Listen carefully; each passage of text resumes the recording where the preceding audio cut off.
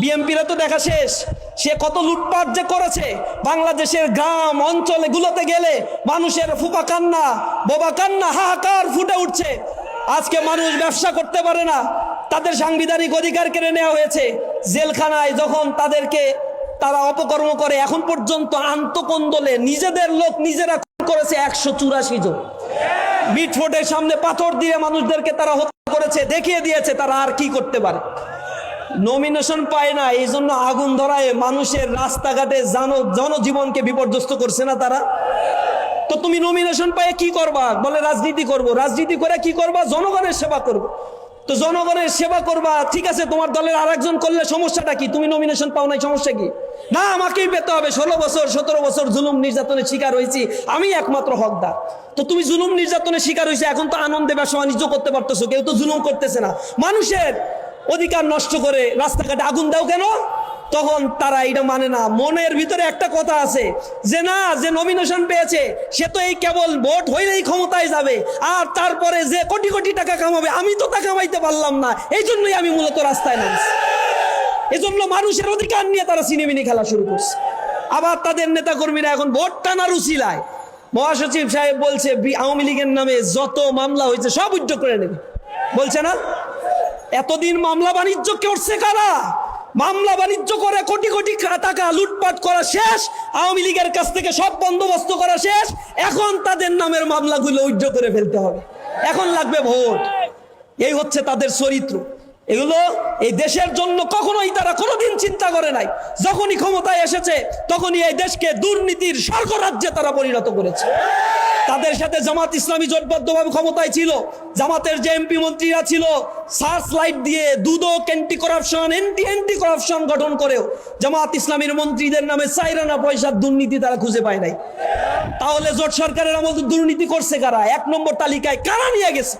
কত লোপাট তারা করেছে।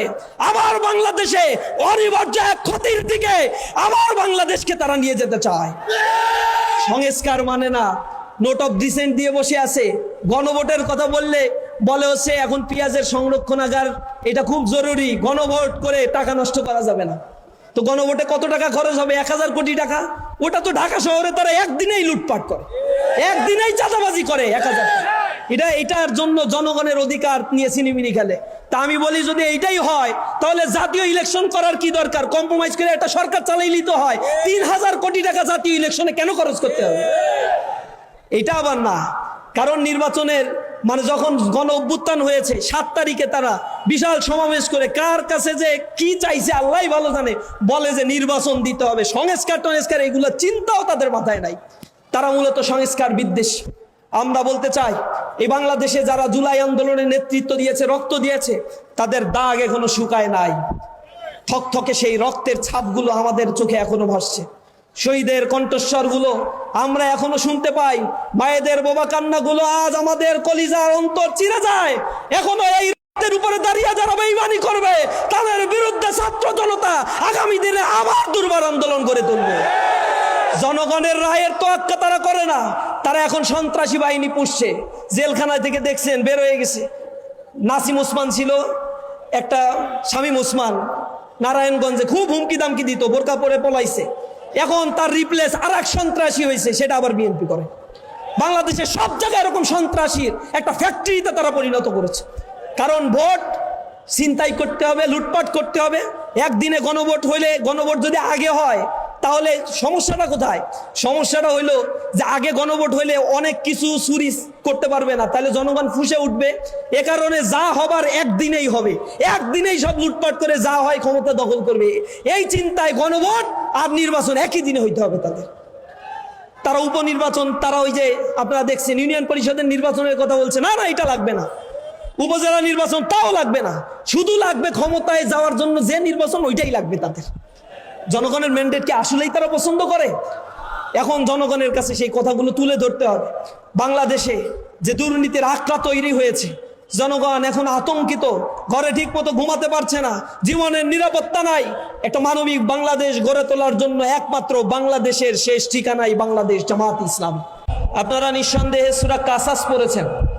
আমি এই সূরা কাসাস যখন পড়ছিলাম তখন আমার কাছে মনে হচ্ছিল আল্লাহ রাব্বুল আলামিন বাংলাদেশের প্রেক্ষাপটে এই সূরা কাসাসের প্রথম রুকুর আয়াতগুলো আল্লাহ রাব্বুল আলামিন বর্ণনা করেছে।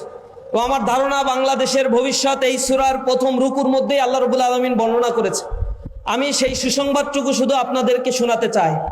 সূরা কাসাসের 3 নম্বর আয়াতের মধ্যে আল্লাহ রাব্বুল আলামিন বলেছে, আমি ইমানদারদের জ্ঞাতার্থে বলতে চাই, একটি ঘটনা তোমাদেরকে শোনাতে চাই।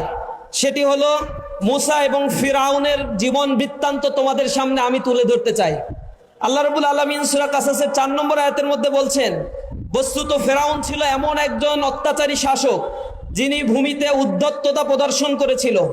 সে তার অধিবাসীদেরকে পৃথক পৃথক দলে বিভক্ত করে ফেলেছিল। তাদের একটি শ্রেণীকে সে অত্যন্ত দুর্বল করে রেখেছিল।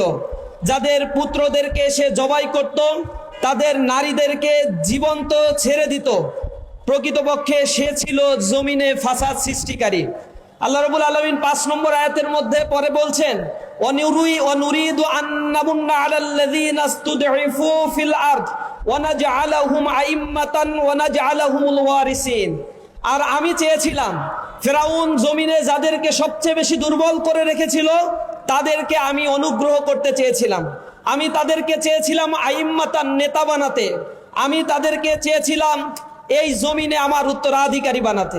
আল্লাহ রাব্বুল আলামিন 6 নম্বর আয়াতের ভিতরে বলছেন, এবং যে দেশে তাদেরকে ক্ষমতা থেকে বিচ্যুত করার জন্য তাদের উপরে জুলুম, নির্যাতন, নিষ্পেষণ চালানো হয়েছিল, আল্লাহ বলছেন আমি চেয়েছিলাম সে দেশে তাদেরকে ক্ষমতায়ন করতে।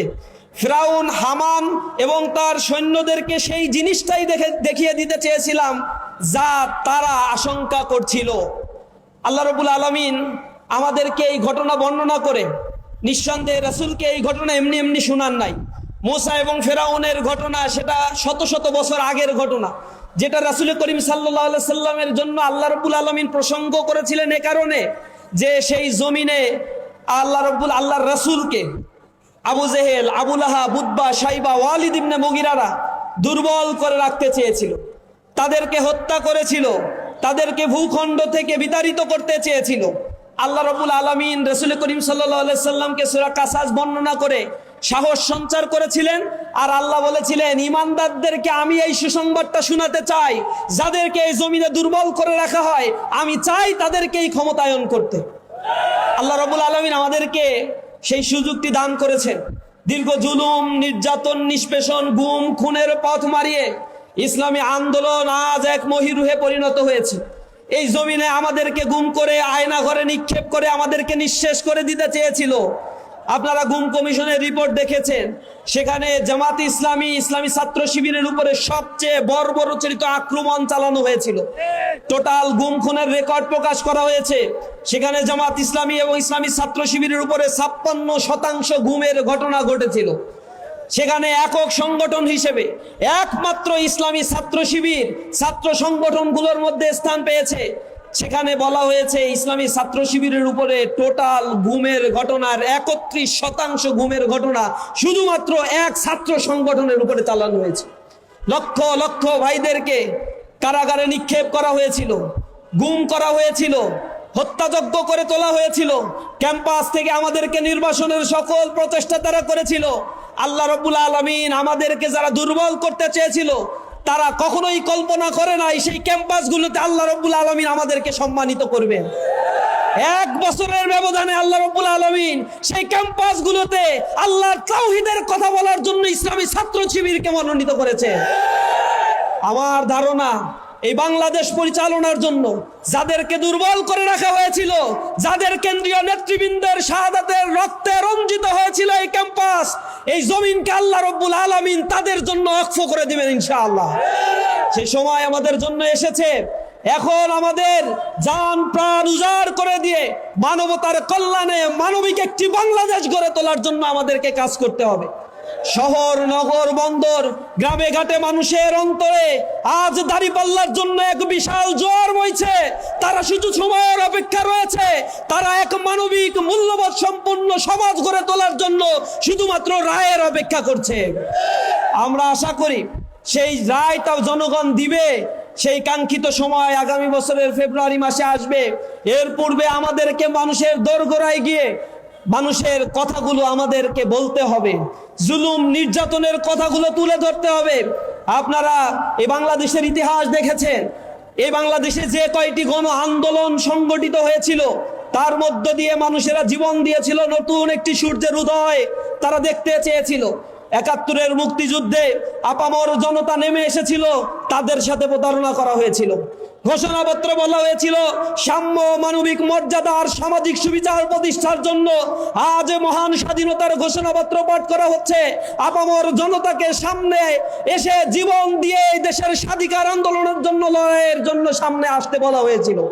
কিন্তু যে নেতারা তখন ডাক দিয়েছিল তারা দিল্লি গিয়ে তখনও পলায়ন করেছিল, মুক্তিযুদ্ধে তারা অংশগ্রহণ করে নাই।